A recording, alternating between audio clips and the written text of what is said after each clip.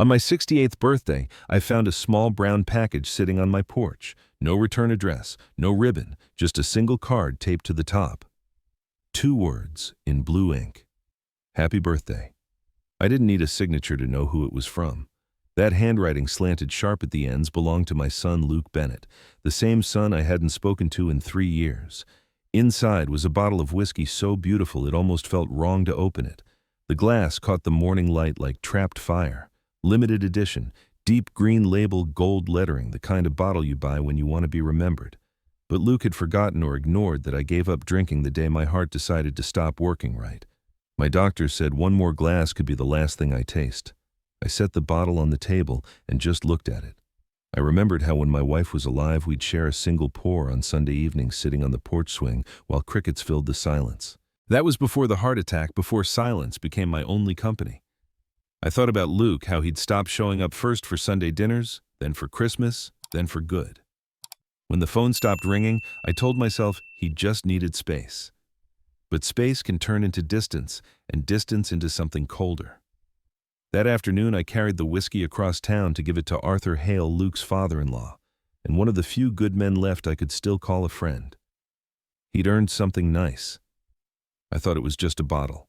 Until the next morning when the phone rang.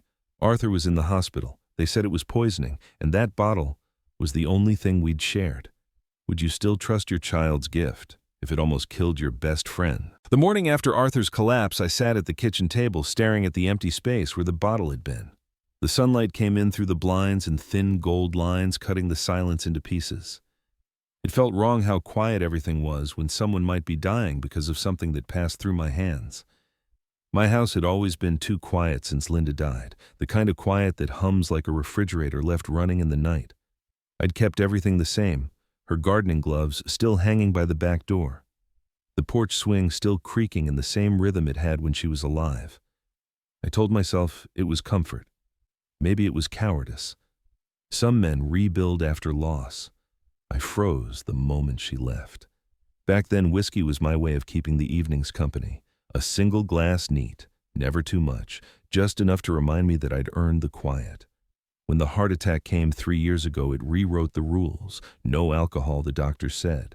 No salt, no stress, no second chances. I listened because dying once had been enough. Luke had been there that day, sitting in the corner of the hospital room, his face lit by the blue glow of his phone. He said very little. I mistook his silence for fear. Maybe it was something colder. When I stopped drinking, I thought he'd understand. But what followed wasn't an argument. It was a slow disappearance.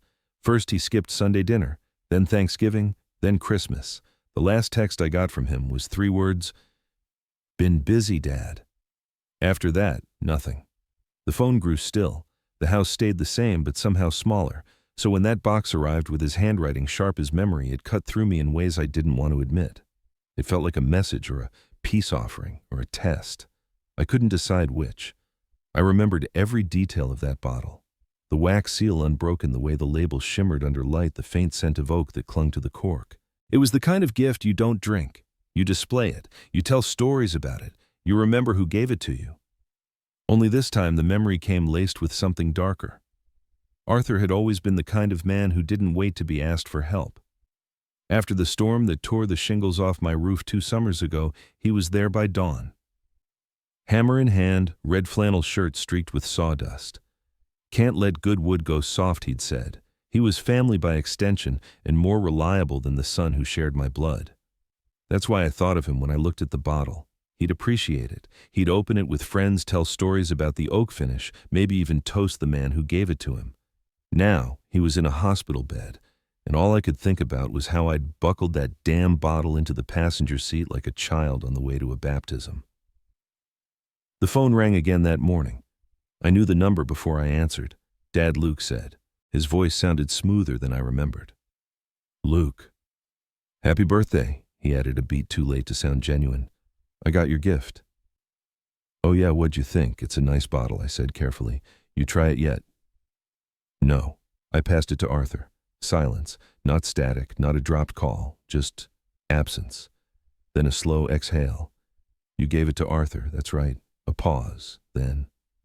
Huh, the line went dead. It took me a full minute to put the receiver down. My heart wasn't racing, not yet, but something deep inside me had changed temperature. That was wrong. It wasn't confusion, it was calculation. By noon, I couldn't sit still. I walked the rooms of the house one by one as if the walls could explain themselves. In the trash near the bottom of the bin, something caught my eye, a small white plastic vial. No label, just a dusting of pale powder along the inside. I didn't remember throwing it away. I didn't even recognize it, but it was there in my trash. I took it out, turned it in my hands. The cap was on tight, too tight. My fingers left faint smudges on the plastic. My mind started drawing lines that didn't have ends yet. There was one person I trusted enough to call. Gary Mason, an old friend from my Army days, now running a small veterinary lab on the edge of town. He owed me a favor. Years ago, I'd pulled his truck out of a snow ditch in the middle of a blizzard. I dialed his number. "Gary," I said. "Harold." He answered, his voice still carrying that dry Missouri drawl even after 20 years in Oregon. "You don't call unless something's bleeding." "Nothing bleeding, but I need a test done." Quietly. "What are we testing, whiskey? And maybe something else." He didn't laugh. That's how I knew he understood.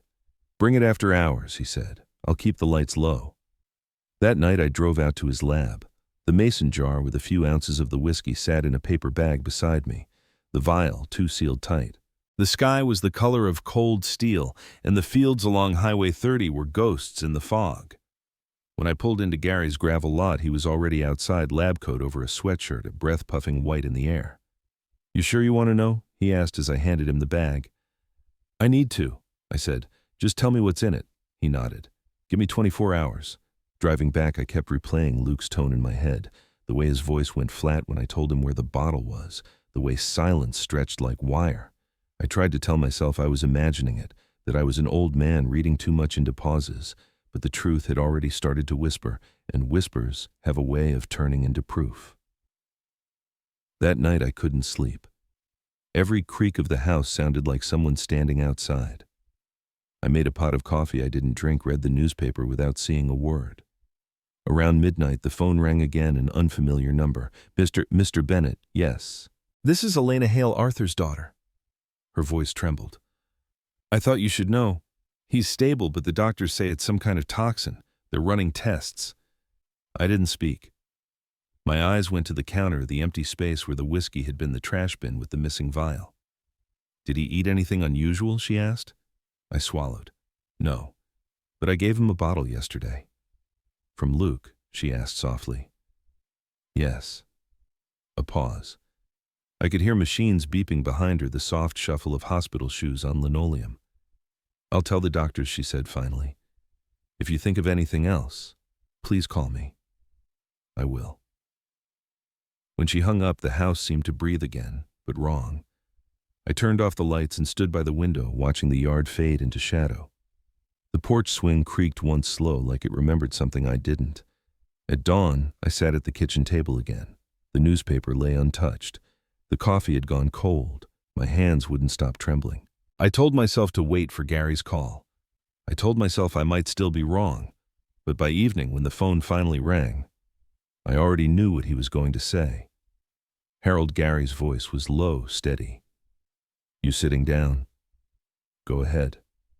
There's white snake root extract in that whiskey." I closed my eyes. "You're sure I ran it twice? Same result.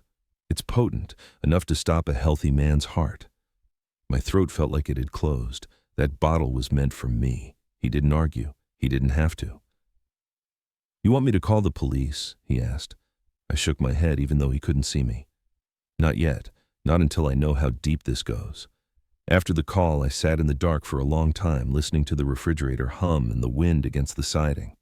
The bottle had been meant for me. I'd just given it to the wrong man. Or maybe the right one if fate had a sense of irony. Somewhere out there, my son knew exactly what he'd done.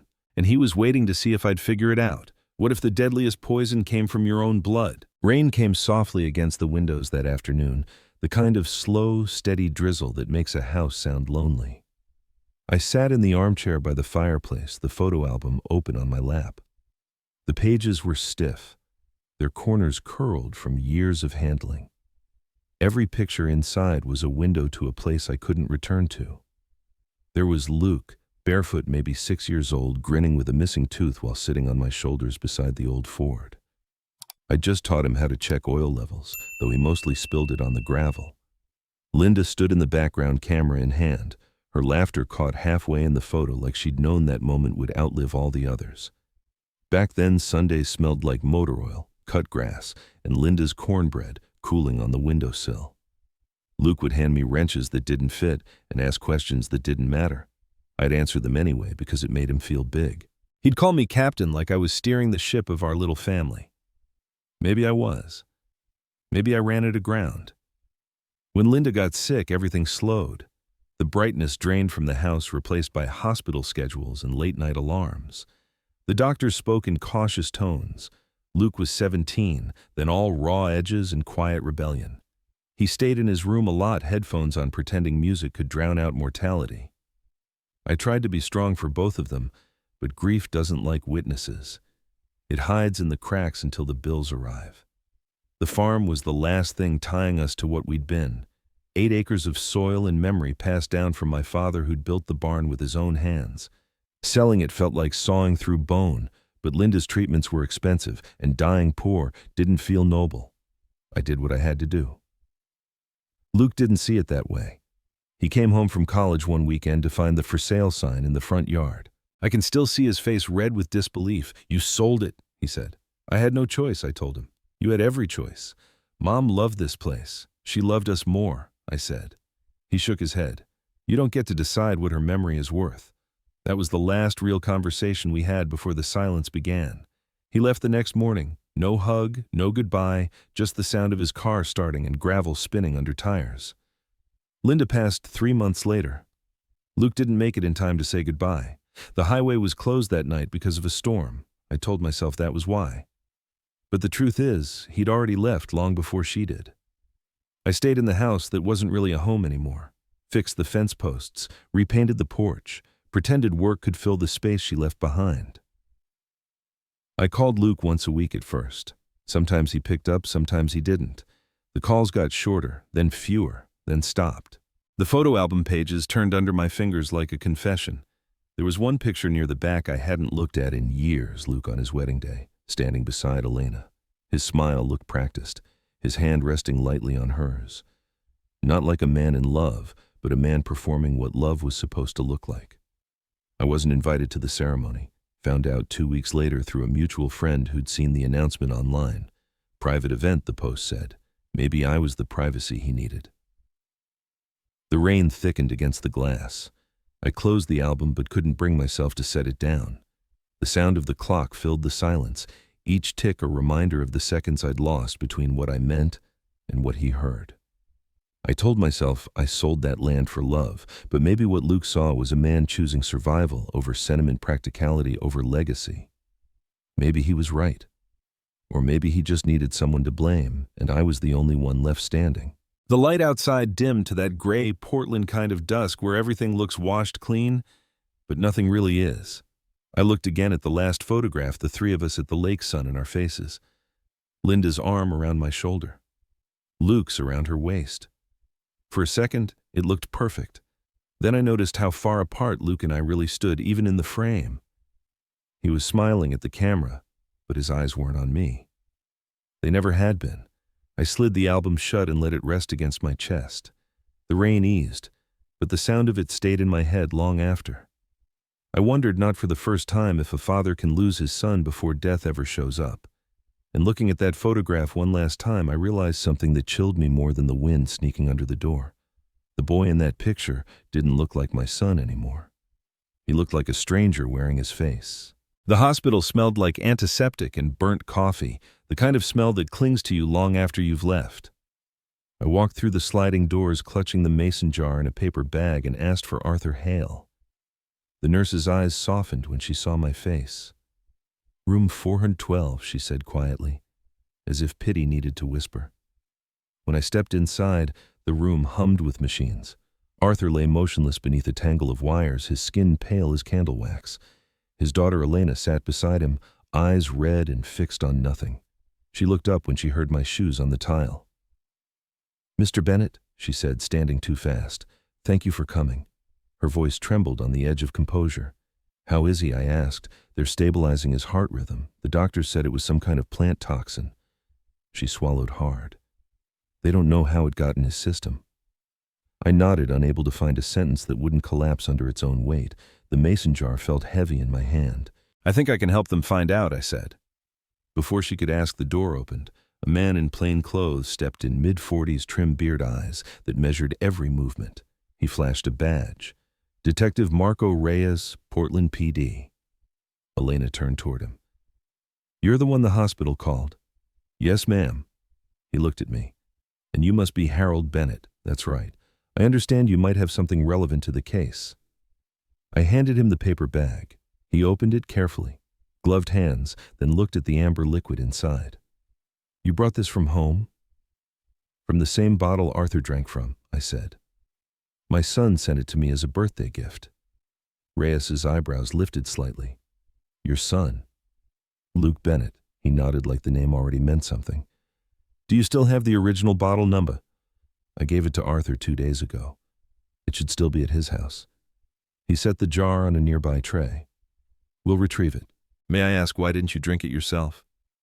"I don't drink anymore," I said. "Heart condition. Your son knew that, yes?" He let out a quiet breath through his nose. "Then this might not be an accident." Elena flinched. "Are you saying Luke tried to poison my father?" Reyes didn't answer. He looked at me instead. "Mr. Bennett, I need you to stay available. Don't contact your son for now. If he reaches out, let me know. And keep your doors locked. I always do." I said, though it wasn't true. When I left the hospital, the sky had turned the color of nickel.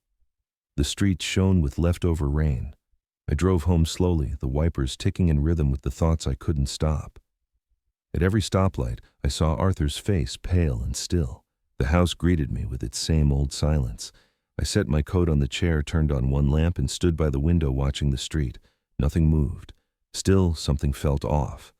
I checked the back door. Locked. The windows? Locked. But in the kitchen, the trash bin looked wrong, pulled out slightly, the lid askew. I opened it. The plastic bag inside had been turned around as if someone had lifted it, searched through it, and put it back. My stomach tightened.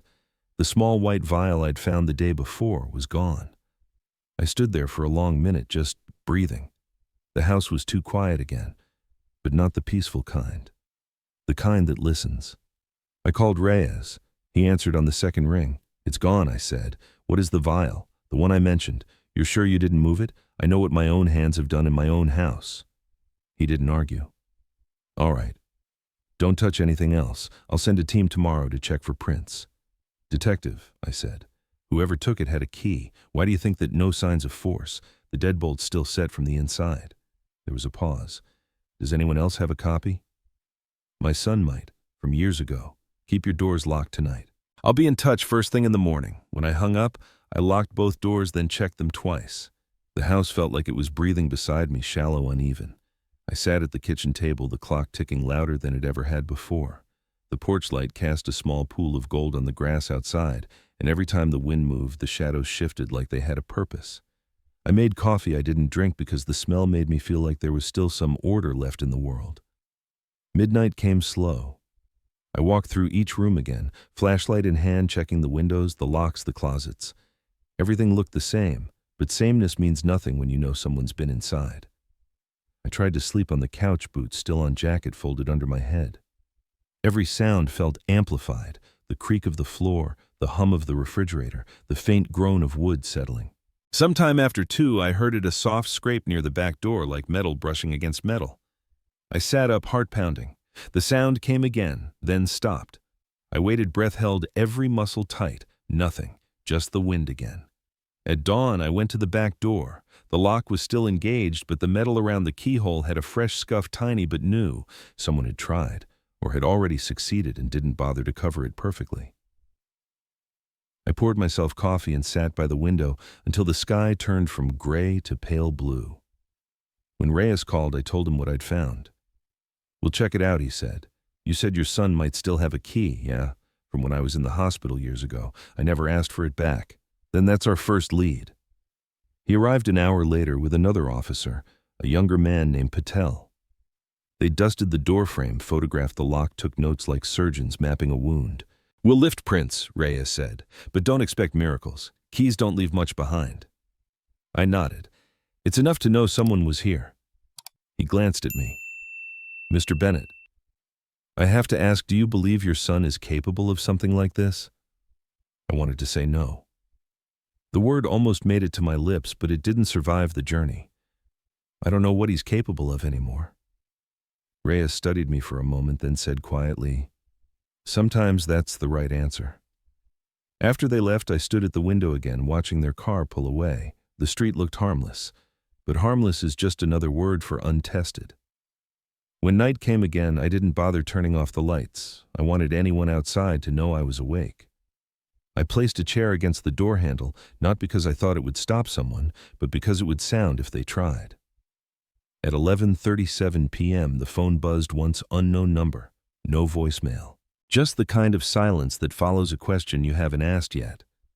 I wrote the time down on a notepad because that's what Reyes said to do. Then I looked at the clock and realized something unsettling. This was the first night since Linda died that I wasn't afraid of being alone. I was afraid of the company I might keep. By morning, the fog over Portland had thickened to a silver haze. I didn't sleep much, maybe an hour, maybe less. When the knock came, it wasn't sharp enough to startle me. Detective Reyes stood on the porch with coffee in one hand and a manila folder in the other. His coat looked slept in. "Morning, Mr. Bennett," he said. "We found partial prints on the trash bin. Not enough for a match yet, but we confirmed tool marks near the lock. Whoever did it knew what they were doing." "Or knew the house," I said. He nodded. "That too." He stepped inside, looked around the kitchen, the same way a soldier checks a room before saying it's clear. "I'm going to be honest," he said. "If your son still has that key, we need to treat him as a person of interest." "I figured as much," I said. "I'd like you to stay put for a while. Don't go near him. Don't call. If he tries to reach you, keep everything texts, calls, voicemails. Record if you can." I looked at the small recorder he'd set on the table. "You want me to bait him? I want you to be ready," he said. "Sometimes people confess by trying not to." That afternoon, I took the recorder out of its box and held it in my palm. It was lighter than I expected. Simple black plastic, red light for record, one button to end it. I put it in my jacket pocket, the same one I used to carry cigarettes in back when my heart still let me have vices. By 4 o'clock, I was parked outside Luke's house. The neighborhood looked like something from a real estate brochure: trim lawns matching mailboxes, houses spaced evenly apart like polite strangers.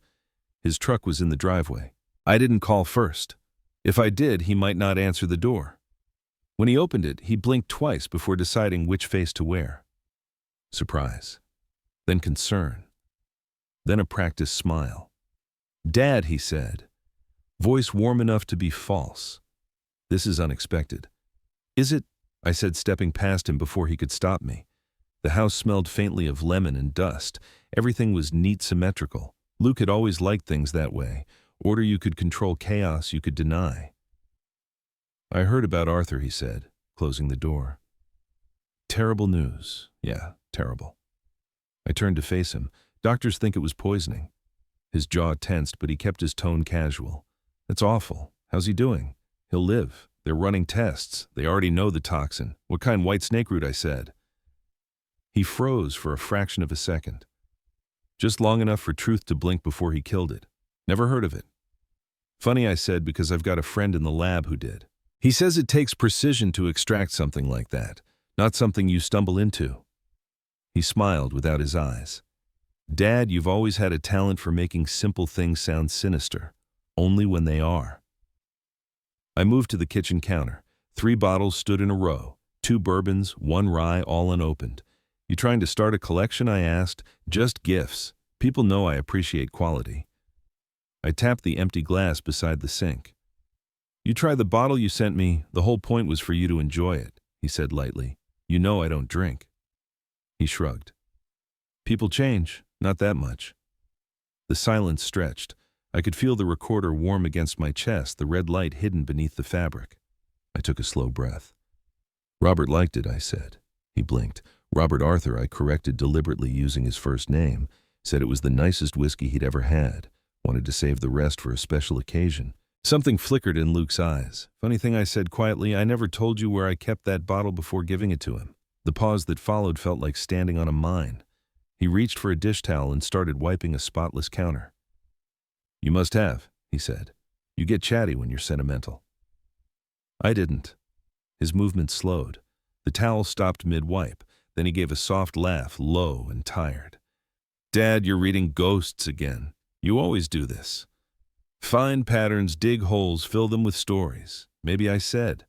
Or maybe I've finally stopped pretending they're ghosts." He turned, leaning against the counter. His face had gone still in a way that didn't look human anymore. Too calm, too deliberate.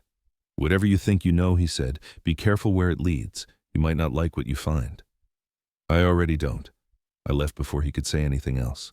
As I reached the door, he said behind me, "You keep accusing me. You'll push me away." "I'm not accusing," I told him. "I'm collecting." The drive home blurred past in streaks of gray and rain. I didn't play the recording until I'd parked in the driveway. Luke's voice came through tinny but clear. The part that mattered was only 10 seconds long. "Funny thing, you must have told me where you kept that bottle."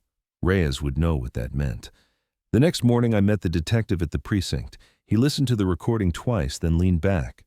"That's a slip," he said. He admitted knowledge of the bottle's placement, something he shouldn't know unless he handled it. I nodded. "Can we use it?" "It's admissible if we can link the toxin to him. But we'll need more. Like what a search warrant. But the judge will need cause." He stood and walked to the window.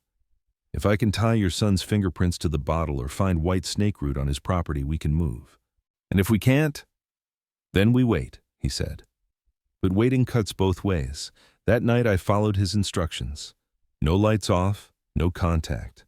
The house was a sentry post now, and I was the only soldier left. At 9:12 p.m., my phone buzzed. One text. "Luke, we need to talk, face to face." I didn't reply. 2 minutes later, "Don't make this worse than it is." I set the phone down. Heart drumming slow and heavy. Then I opened the fireproof box. Inside were all the cards I'd been keeping since this began. Dates, notes, copies of every call, every test result. I drew a line down a new page. On one side I wrote what I know. Luke sent the bottle. He asked if I drank it. He reacted when I said I gave it to Arthur. Gary confirmed poison. The vial disappeared. The lock was tampered with. On the other side I wrote what I can prove. Reyes has my sample. The whiskey contains white snake root. Luke's voice on tape acknowledging the bottle's placement. I stared at the two columns. The left side felt heavier. Truth often is. Then for the first time I wrote a third word between them. Motive. And under it just one line: he wants control. Because that was Luke's way always. Control of the narrative, the room, the silence. If he couldn't win your love, he'd win your obedience. Maybe poisoning me wasn't about ending my life, it was about proving he still owned it. I looked around the room at the porch swing outside, at Linda's photo on the wall, at the clock ticking in steady defiance of everything else that had fallen apart. Reyes called the next morning. "The lab confirmed your sample again. We're filing for the warrant." I exhaled slow and shaky. "You think he'll run?" "If he's smart, yes," Reyes said. "If he's proud, no." "Which one is he?" I asked. From what I've seen, Reyes said he's both. When the call ended, I stayed at the table for a long time, pen in hand, staring at the word I'd written: motive. Outside, the wind rattled the glass, and for the first time, I understood what it felt like to live inside a story that had already decided its ending. Sometimes love doesn't just fade, it curdles into something lethal. The night after Reyes filed the warrant, the house felt heavier than usual. It wasn't fear that pressed against the walls, it was guilt. The kind that sits quietly beside you, doesn't speak, but refuses to leave. I sat at the kitchen table, the same chair where I'd eaten breakfast with Luke when he was 10, where Linda used to read the morning paper, where birthdays once meant laughter instead of silence. The ticking clock sounded slower, like it was dragging time through mud. I should have gone to bed, but sleep felt dishonest. The fireproof box sat open in front of me, half full of papers, recordings and pieces of a story I wished I wasn't part of. Next to the evidence were other things, older things. A Polaroid of Luke on a fishing dock holding up a trout too small to keep but too proud to throw away. A movie stub from 1998. A Father's Day card written in pencil. "You're my hero." That card hurt worse than the poison ever could. I took out the cassette player I hadn't touched in years. The batteries were swollen, but it still worked when I pressed play. Static filled the room, then a child's voice broke through. Testing? Testing. Okay. A small laugh. Hi, Dad. Mom says this is your birthday message. I hope you like your new toolbox. You said you wanted one. You're the best dad ever. You always fix everything. A pause. Then quieter. Don't ever get old. Okay. Old people get sad. The tape clicked ended. I sat there listening to the hum of nothing. I didn't cry right away. It came slow the way rain does before a storm, just a few drops, then too many to count. I remembered the way Linda used to look at me when I lost my patience with Luke. He doesn't need a commander, she'd say. He needs a father. And I'd nod, promise to do better, then go right back to giving orders. I taught him to work, to endure, to stay silent when hurt. I taught him how to win, how to survive. But I never taught him how to lose without turning mean. I think somewhere in that lesson he stopped seeing me as a man and started seeing me as a wall to climb over. When Linda died, I built my grief out of structure and silence. Luke built his out of resentment. We both thought we were protecting what was left of her. Maybe we were just building monuments to the wrong things. I pulled a sheet of paper toward me and began to write. Not to anyone, not for evidence, just for the part of me that still believed words could fix what time had broken. Luke, I don't know what you've become. I don't even know if you understand what you've done. But if the law reaches you before I do, I hope it teaches you what I couldn't. I should have told you that strength isn't silence, that control isn't love, that being right doesn't make you good. I should have told you that losing something doesn't mean it was taken from you. It just means you didn't hold it the right way. And maybe I should have told you that your mother would have forgiven you already. She was always quicker to grace than I ever was. I wish I'd taught you how to lose without feeling like you had to destroy everything around you. The words blurred as I wrote them. I didn't bother wiping my eyes. It was the most honest I'd been in years. Outside, the wind picked up. The house groaned a low moan through the beams. I imagined Linda sitting across from me, her elbows on the table, her chin in her hands, saying, "You always think everything can be fixed if you just build enough proof." Maybe that's what this was all along, my attempt to prove that I wasn't the kind of father who failed completely, that I could still protect something even if it was from my own blood. The phone sat beside me, black and silent. Reyes had said he'd call when they moved in. I didn't want to hear it, didn't want the closure that would come dressed as consequence. I looked again at the photo of Luke holding that trout. His smile was wide eyes, bright proud of something small. I tried to imagine that boy growing into the man who might have mixed poison into whiskey. I couldn't, but I could imagine a boy who learned that love only counted when it was earned. Maybe that's what I taught him, how to measure affection like currency, how to spend it sparingly, how to look at kindness and wonder what it cost. The clock struck midnight. I folded the letter, placed it in the fireproof box with the rest, and closed the lid. The sound it made echoed through the kitchen like a seal on confession. I stood and walked to the window. The street outside was quiet. The neighbor's porch light flickered once, then steadied. The wind died. In the reflection of the glass, I saw my own face beside the one in the picture frame. Linda's smile frozen in a world that still made sense. For a second, I spoke to her like she could still hear me. "I did everything I could," I whispered, and it wasn't enough. The truth settled heavy and cold. I wasn't angry at Luke anymore. Not really. I was angry at the space between us that neither of us knew how to cross. I went back to the table and poured myself a glass of water. My hands trembled. The house was silent again, except for the faint hum of the refrigerator and the slow tick of the clock. I could feel the story folding inward, every memory, every decision, until all that was left was a single cruel question. Would I send my own son to prison if it meant surviving him? I thought about Arthur recovering in a hospital bed because of me. I thought about Gary risking his license to test that bottle. I thought about the letter I'd just written, the one no one would read. The answer wasn't noble. It wasn't cinematic. It was simply true. Yes, I would. Because survival is the only thing left that doesn't lie. I sat back, eyes fixed on the clock, and waited for the phone to ring, knowing that when it did, part of me would answer as a father and the rest as a witness. Would you send your own son to prison? If the law was the only thing keeping you alive? The phone rang just after sunrise. I was already awake, sitting in the same chair where I'd spent most nights, waiting for silence to mean something. "Mr. Bennett," Reyes said. His voice carried the weight of a man who'd been up for hours. "We found something." 2 hours later, I stood outside Luke's house again, this time behind yellow tape. The sky was the color of ash, and the morning smelled like rain and gasoline. Uniformed officers moved in and out of the garage, their radios murmuring low. Reyes met me by the driveway, coffee in hand. He looked tired but focused. "We executed the warrant at 6, he said. "You should see this." Inside the garage, everything was clean, too clean. Metal shelves lined the walls. On one shelf beside the tools sat 3 glass jars filled with a cloudy liquid. Each was labeled in neat black marker WSR. Next to them was a small notebook open to a page filled with measurements and sketches.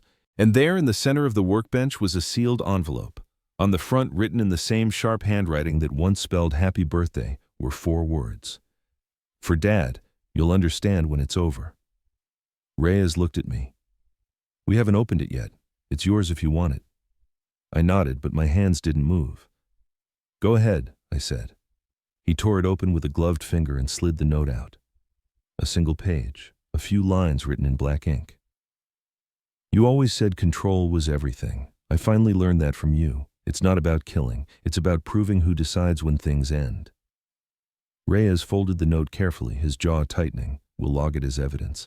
I just stared at the bench, at the jars, at the words that used to belong to my son's mouth. The trial started faster than I thought it would.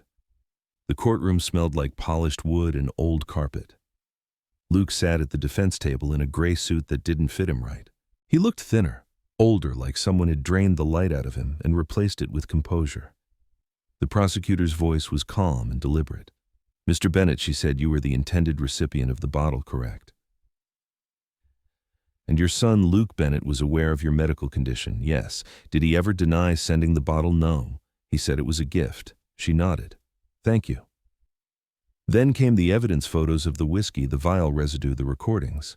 Reyes took the stand next. He spoke like a man who'd already buried a few truths of his own. "We found 3 containers labeled WSR in the suspect's garage," he told the court. Each tested positive for white snakeroot extract. 1 jar had handwritten notes indicating dose amounts. The final entry read, "HB, full dose." The words hit harder than I expected. The room blurred for a second. HB, my initials. It wasn't just suspicion anymore. It was proof.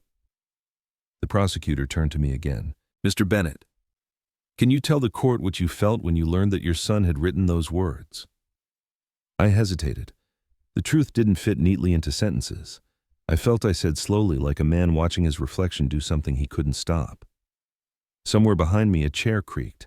I didn't look to see who it was. The defense attorney cross-examined gently, as if afraid to touch the wound too hard. "Mr. Bennett," he said, "your son struggled after your wife's death, didn't he? Yeah, and he's had mental health issues. He's had..." "Loneliness," I said. "But loneliness doesn't mix poison."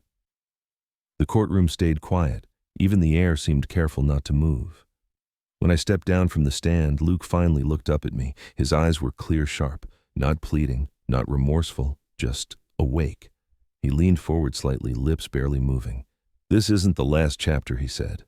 For a moment, I didn't know if I'd actually heard it or just felt it. But Reyes, sitting 2 rows back, met my eyes and nodded. He'd heard it too. The verdict came on the 3rd day. Guilty of attempted murder in the 1st degree, 25 years, no parole for the first 15. Luke didn't react, didn't speak, just stared at the table as if waiting for someone to tell him what came next. When they led him away, I wanted to say something, anything. Maybe I'm sorry, maybe why. But the words stuck. Maybe they'd already been said, just not in any language we still understood.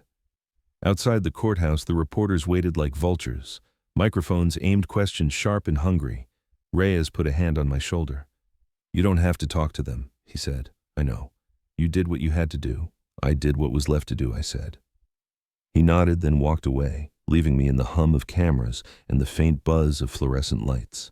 The courthouse steps were wet from morning rain. I moved slowly, one hand on the rail. The city around me looked washed out. Gray buildings, gray sky, gray faces passing without recognition. At the bottom of the steps, I stopped. Across the street, sunlight broke through the clouds for the first time in days. It touched the courthouse windows, scattering light into the air like dust. For a moment, Everything shimmered, the kind of quiet, temporary beauty that asks for nothing but to be seen. I thought of Linda then, of the way she used to say, "Truth has a light of its own. You can't stop it from finding you." Maybe she was right. Truth had found me. It had burned everything in its path, but it had found me. I looked down at my reflection in the puddle by my feet. The face staring back looked older than the one that had started this story. Maybe that was justice's final trick. It doesn't just age the guilty. It ages everyone who watches. When I finally walked back to the car, the envelope from Luke was still folded in my coat pocket. I took it out one last time, unfolded it, and read the final line again. It's not about killing. It's about proving who decides when things end. I tore it in half, then in half again, and let the wind carry the pieces down the courthouse steps. As I drove away, the radio was on, but silent, no volume, just static flickering behind the noise of the road. Justice gave me safety, I whispered, watching the skyline fade behind me, not peace. Autumn came back to Portland like it always did, slow, gray, inevitable. The rain didn't fall. It whispered. The leaves turned the color of rust, and the air smelled faintly of cedar and smoke. It had been 3 months since the trial. I'd stopped counting the days after the second week. The house was quiet again, not with fear this time, but with the kind of stillness that follows when every truth has already been spoken. Most mornings I sat by the window with a mug of coffee that went cold before I ever finished it. The porch swing still creaked when the wind shifted, a sound both comforting and cruel. It was the same sound Linda loved, the one Luke grew up hearing, the one that never left even after everything else did. One afternoon, as the light began to fade, I found an envelope in the mailbox. No return address. The handwriting stopped me before I even opened it. Sharp, deliberate, familiar. Inside was a single note. 10 words. You said we were alike. Maybe now you'll see that's not a compliment. I read it twice, maybe 3 times, until the letters blurred together. The paper smelled faintly of disinfectant, the kind they use in places that lock their doors from the outside. I called Reyes. He answered on the first ring. "He's still inside," I said. "Yes," he replied. "But mail passes through hands.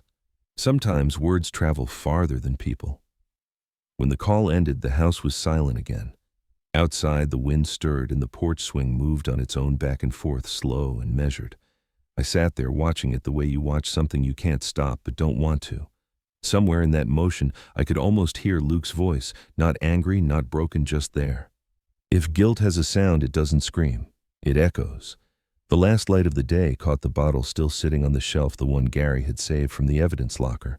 The whiskey inside glowed gold like sunlight trapped in glass. "Justice gave me safety," I whispered, "not peace." Voices fade, but guilt echoes louder. If you believe family can never betray you, think again. Every house hides a story. Every silence carries a secret. If this one stayed with you, subscribe to Echoes of Betrayal for more haunting, true-to-life dramas about love, greed, and the ghosts we call family. Turn on notification, because the next story might sound a little too familiar.